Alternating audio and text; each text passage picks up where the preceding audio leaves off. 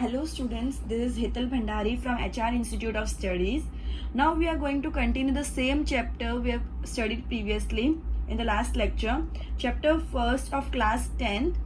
Now I'm going to continue with exercise 1.2, but before that a small introduction is required regarding the factorization. Okay. Every composite number, theorem 1.2, what does it state? Every composite number can be expressed as a product of primes and this factorization is unique apart from the order in which the prime factors occur.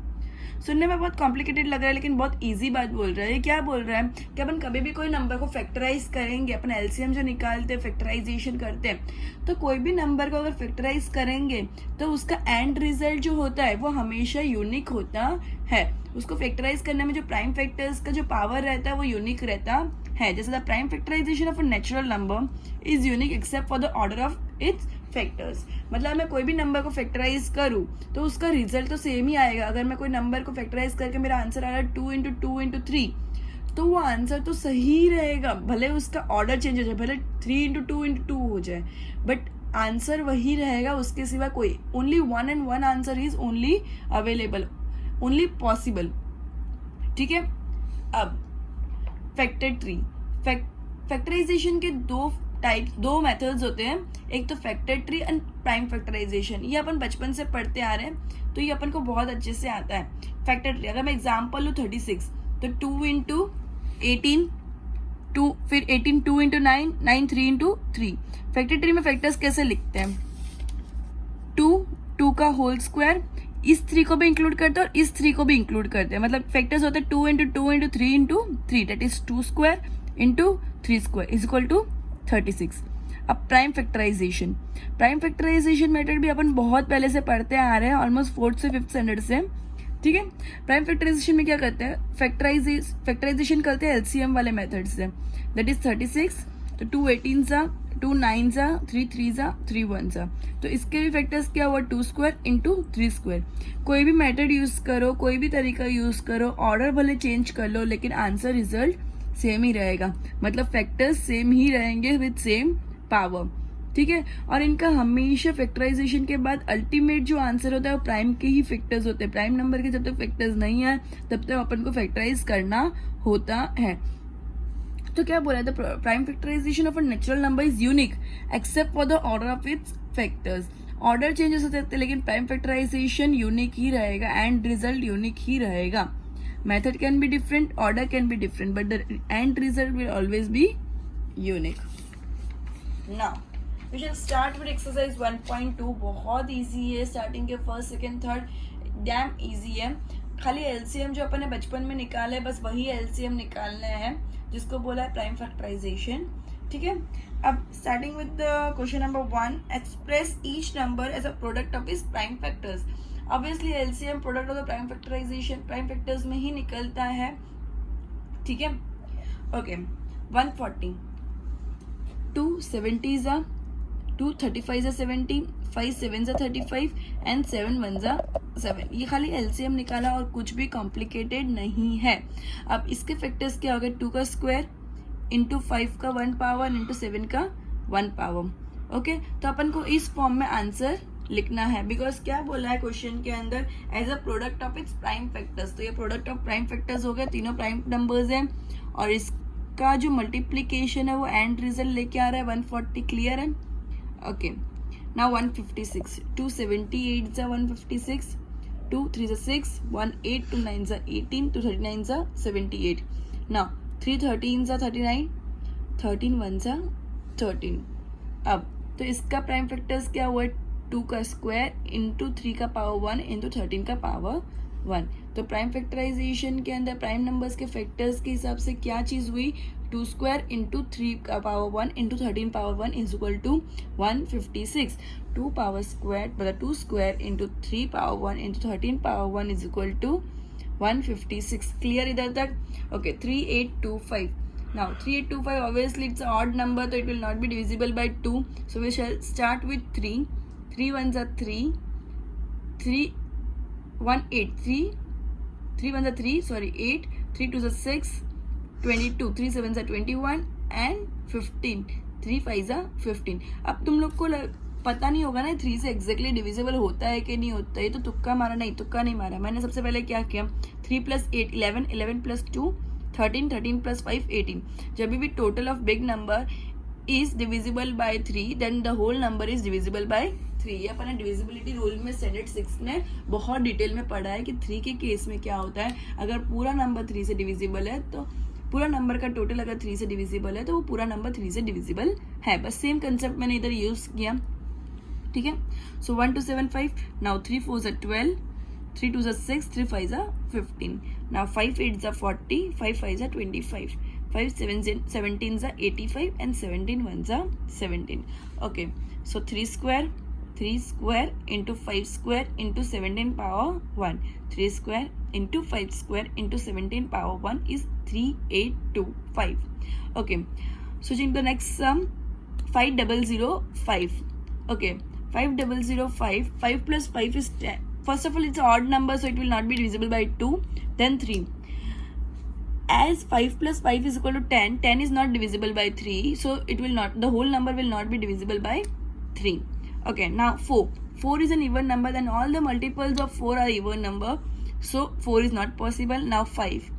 5, obviously the last number is 5, so it's divisible by 5. If the last number is 0 or 5, the whole number will be divisible by 5. okay, अब 5 1 = 5, 0 0, 5 1 = 5, 7। अब 1 आ गया last में, odd number आ गया, 5 से odd number आया but 1 आया, 5 और 0 नहीं है, सो वो 5 से डिविजिबल पॉसिबल नहीं है। अब 7, तो 7 1 = 7, 3 बचा 30, 7 4 = 28, 2 बचा 1 21, 7 3 = 21, 11 13 = 143 एंड 13 1 = 13। ये सब कैलकुलेशन तुमको आना चाहिए, तो ही तुम LCM कर पाओगे। नहीं आता मल्टीप्लाई करते जाओ टेबल्स को एंड ट्राई करते रहो। ओके, सो 5 power 1 into 7 power 1 into 13 power 1 into 11 power 1। Orders change हो कोई इश्यू नहीं है, बट रिजल्ट यूनिक होना चाहिए। अल्टीमेटली ऑर्डर में भले इधर उधर हो जाए, बट ये 4 चीज़ें ही होनी चाहिए। ओके, इसके सिवा कोई सोल्यूशन पॉसिबल ही नहीं है। Okay, the last sum of this question 7429। Okay, 7429 कोई भी टेबल में नहीं आता, मैंने सब ट्राई कर लिया, तुम भी पहले ट्राई करना मेरा सोल्यूशन देखने से पहले। 17 की टेबल में डायरेक्टली आता है, 17 × 437 is equal to 7429, 17 × 437 is equal to 7429। Now अब वापिस वो 17 की टेबल में भी 437 नहीं आता, वो 19 की टेबल में आएगा, तो 19 × 23 is equal to 437, 19 × 23 is equal to 437। Now 23 1 = 23, तो तीनों प्राइम फैक्टर्स है और तीनों यूनिक है, ठीक है। तीनों इंडिविजुअल टाइम ही रिपीट हो रहे हैं, रिपीट ही नहीं हो रहे, इंडिविजुअल टाइम ही रिकॉर्ड हो रहे हैं, क्लियर है। तो 17 power 1 into 19 power 1 into 23 power 1। Okay, so next question, find the LCM and HCF of the following pairs of integers and verify that LCM into HCF is equal to product of two numbers। Now before starting this, let me make you understand that हमेशा HCF और LCM का जो product होता है वो और product of जो दो नंबर जिसका LCM और HCF करे वो हमेशा सेम होता है। HCF और LCM को अगर मल्टीप्लाई करें तो उसका आंसर और जो नंबर्स को अपन LCM और HCF करें वो नंबर्स का मल्टीप्लिकेशन हमेशा सेम होता है। So HCF into LCM is equal to product of two numbers. ये अपन को वेरीफाई करना है, ये अपन को प्रूफ करना है that LHS is equal to RHS। अपन को सिर्फ दो नंबर दिए हुए, अपन को प्राइम फैक्टराइजेशन मेथड से सबसे पहले LCM और HCF निकालना है। उसके बाद वो निकालने के बाद अपन को LHS is equal to RHS prove करना है। ओके, सबसे पहला क्वेश्चन क्या है, 26 and 91। अगर मैं LCM निकालूं 26 and 91, ये पता है ना कि LCM में दोनों साथ में निकालते हैं और HCF में अलग अलग निकालते हैं, राइट। अब LCM में 26 और 91 देखो तो 2 13s are 26 and 91 as it is रहेगा बिकॉज वो ऑड नंबर है, वो 2 की टेबल में नहीं आएगा। नाउ 13 7 की टेबल में नहीं आता लेकिन 91 आता है, तो 13 एज इट इज रहेगा and 7 13s are 91। Now 13 1s are 13, 13 1s are 13। Okay, तो LCM क्या आया, 2 power 1 into 7 power 1 into 13 power 1। तो इन तीनों को अगर मैं मल्टीप्लाई करूँ तो मेरा आंसर आता है 182। नाउ अगर मैं HCF निकालूँ तो 26, 2 13s are 26 and 13 1s are 13. Next 91, 7 13 and 13 1 ये जब छोटे छोटे नंबर्स है तो अपन इजीली कर सकते हैं बिकॉज अपने टेबल याद होती है. ठीक है. नाउ एचसीएफ मतलब क्या होता है, दोनों में जो कॉमन है. एलसीएम में अपन सब कुछ लेते हैं, एचसीएफ में जो कॉमन है और जितनी बार कॉमन है वही लेते हैं. इसमें 13 सिर्फ एक ही बार कॉमन है, बाकी 2 and 7 कॉमन नहीं है, तो अपन सिर्फ 13 एक बार लेंगे. तो अपना एचसीएफ क्या आया, 13. क्लियर है. अब LCM into HCF is equal to product of two number. ये चीज अपन को वेरीफाई करनी है, मतलब प्रूफ करनी है. तो एलएचएस क्या है, एलसीएम इंटू एचसीएफ. तो एलसीएम इंटू एचसीएफ क्या होगा, 182 इंटू 13 तो आया 2366. अगर मैं 182 इंटू 13 करती हूँ तो मेरा आंसर आता है 2366. ठीक है. अब आरएचएस क्या है, product of two numbers. Product of two numbers मतलब क्या, वो जो दो नंबर का अपन एलसीएम एंड एचसीएफ कर रहे हैं वो दो नंबर, दैट इज 26 इंटू 91. तो अगर मैं 26 इंटू 91 करती हूँ तो मेरा आंसर आता है 2366. मतलब दोनों आंसर सेम है, दैट इज मेरा LHS is equal to RHS. LHS is equal to RHS. तो हैंस मैंने ये पूरा सम प्रूव कर दिया है. क्लियर है. सिमिलरली अपन को दूसरे सम्स भी सॉल्व करने हैं. ओके. Next 510 and 92. 510 एंड 92. अब एलसीएम करूंगी, 255 जा 246 जा 255 मतलब ऑड नंबर है तो पॉसिबल इन 2 के साथ डिविजिबल हो, तो उसको अपन एज इट इज लिख देंगे. 223 जा 46. अब 23 प्राइम नंबर है, जब तक अपन ये पूरा नहीं कर लेते तब तक अपन इस पे स्विच नहीं कर सकते. 385 जा 255 एंड 23 एज इट इज लिख देंगे. नाउ 517 जा 85, 23 एज इट इज लिख देंगे. 17 और 23 दोनों प्राइम नंबर्स है तो 17 1 जा 23 1 जा. क्लियर है. तो ये आ गया अपना, इन सबका मल्टीप्लीकेशन अपना आया एलसीएम, मतलब 2 का square into 3 power 1 into 5 power 1 into 17 power 1 into 23. तो अपना आया 23,416. नाउ एचसीएफ 510 255 जा 385 जा 517 जा एंड 17 1 जा. अगेन 225 जा 385 जा 517 जा एंड 17 1 जा. तो एचसीएफ 510 का आया. प्राइम फैक्टराइजेशन अपन ने कर दिया. अब एचसीएफ अपन 92 का करेंगे, उसके बाद ढूंढ सकेंगे. सो 246 जा 223 जा 23 जा प्राइम नंबर, तो 23 1 जा 23. अगेन 246 जा 92, 223 जा 46, 23 itself is a prime number, तो 23 1 जा 23. अगेन कॉमन इन दिस, तो टू ही ओनली ऐसा नंबर है जो कॉमन है and that two one time only. So 2 is the HCF. Okay. Now LHS HCF LCM into HCF, that is 23,460 into 2. LHS क्या है, LCM into HCF, that is 23,460 into 2. तो क्या आएगा 46,920. क्या आएगा 46,920. अब RHS क्या है, product of two numbers. Product of two numbers मतलब ये जो दो नंबर जिसका अपन LCM एंड HCF निकाल रहे हैं वो दो नंबर का product. So 510 into 92 is equal to 46,920. दोनों आंसर सेम है, मतलब LHS is equal to RHS. अपन ने ये चीज प्रूव कर ली. ओके. समझ आया. अपन ने पहले LCM निकाला, फिर इंडिविजुअल HCF निकाला. HCF का जो आंसर आया अपन को LHS है LCM इंटू HCF, तो अपन ने उन दोनों को मल्टीप्लाई किया, जो भी आंसर आया. फिर अपन RHS निकाला, प्रोडक्ट ऑफ टू नंबर, जो दो नंबर का LCM एंड HCF अपन निकाल रहे, वो दो नंबर को अपन मल्टीप्लाई कर रहे हैं. फिर जो आंसर आया देखो LHS और RHS सेम है, हाँ सेम है, तो hence verified, hence prove. Okay. Third सम मैंने नहीं किया है बिकॉज सिमिलर सम है, तो तुम लोग अब इतना तो मैं वो कर सकती हूँ कि तुम लोग वो सम इजीली कर पाओगे बिकॉज तुमने ऑलरेडी ये चीज डिटेल में कर दिया एंड कोई टफ नहीं है. ठीक है. Now switching to the next question. Find the LCM and HCF of the following integers by applying the prime factorization method. कुछ नहीं है.